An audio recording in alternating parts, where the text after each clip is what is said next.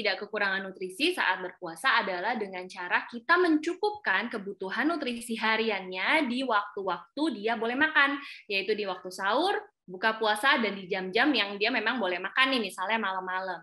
Nah, menu lengkap menjadi wajib diberikan pada saat sahur maupun berbuka puasa. Menu lengkap artinya memiliki kandungan makronutrien dan mikronutrien yang dibutuhkan. Makronutrien terdiri dari karbohidrat, protein, dan lemak. Nah, komposisi untuk satu harinya adalah 50-60% dari karbohidrat, 10-15% dari protein, dan 25-30% dari lemak. Sedangkan untuk mikronutrien itu adalah untuk vitamin dan mineralnya. Contoh misalnya, boleh kalau pada saat sahur kita berikan nasi, telur, atau sayur dan buah, misalnya sebagai pelengkap untuk sahur. Nah, segelas susu dapat diberikan sebagai tambahan untuk protein serta vitamin dan mineral. Kemudian pada saat berbuka, Ibu bisa memberikan misalnya nasi, opor ayam, atau sayur kacang dengan segelas susu.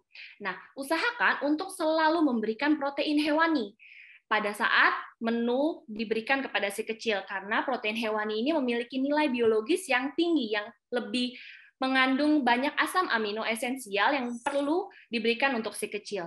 Dan jangan lupa pemantauan asupan gula agar si kecil tidak mengkonsumsinya dalam jumlah berlebihan nih. Biasanya kan kalau buka puasa makan yang manis-manis dulu ya, tapi kalau kita berlebihan memberikannya, si kecil akan mengurangi jatah makan yang seharusnya lebih bergizi. Jadi jangan lupa diperhatikan ya. Ketika berpuasa, memang seorang anak menjadi rentan terhadap kondisi dehidrasi maupun hipoglikemia. Nah, hipoglikemia itu adalah kekurangan gula darah di dalam tubuh. Gejalanya akan sangat bervariasi tergantung pada usia dan kemampuan si kecil dalam mengungkapkan keluhannya. Contoh, untuk dehidrasi, ibu bisa melihat kalau anaknya sudah mulai ada keluhan lemas, kencingnya berkurang atau jadi pekat, mata atau mulutnya jadi tampak kering, dan elastisitas kulitnya yang berkurang. Jika kekurangan gula darah di dalam tubuh, anak akan bisa mengeluhkan misalnya pusing, kemudian berdebar-debar, seluruh tubuhnya jadi berkeringat dingin, kemudian anaknya jadi susah konsentrasi dan semakin moody, jadi gampang marah contohnya, dan juga sampai pada kondisi di mana anaknya jadi sulit sekali dibangunkan pada saat tidur.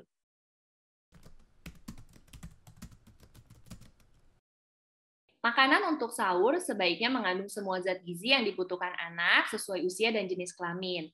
Nah, biasanya nih untuk sahur kita memilih makanan yang memiliki indeks glikemik yang rendah. Artinya, makanan tersebut dapat mempertahankan kadar gula darah di dalam tubuh sehingga si kecil merasa kenyang lebih lama. Sayur dan buah juga dapat diberikan karena mengandung banyak serat dan bisa lebih lama bertahan di lambung.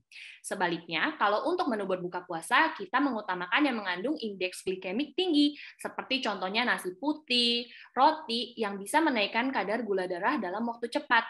Segelas susu dapat diberikan apabila diperlukan pada saat makan sahur, setelah makan sahur, dan setelah berbuka puasa untuk asupan tambahan protein, vitamin, dan mineral.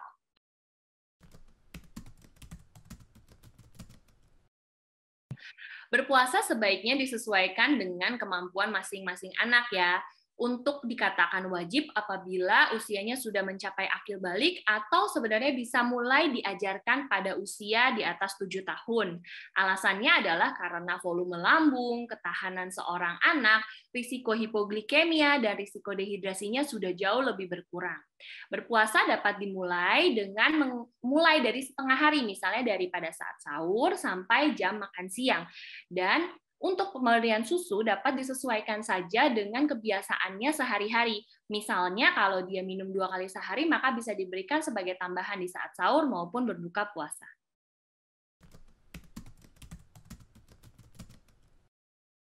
Baik, sebenarnya yang disarankan untuk berpuasa itu adalah seorang anak yang dalam kondisi sehat ya. Jadi kalau pada posisi stunting dan saat ini masih di dalam penelusuran penyebab, termasuk sakit-sakit tertentu, maka puasanya sebaiknya ditunda. Nah, jika anak sudah mencapai usia 7 tahun dan dalam kondisi yang sehat-sehat saja, maka sah-sah saja untuk diajari berpuasa. Tetapi mungkin dimulai dengan bertahap, misalnya dengan berpuasa setengah hari terlebih dahulu sampai makan siang. Setelah itu jangan lupa untuk mencukupkan nutrisinya di jam-jam anak memang boleh makan.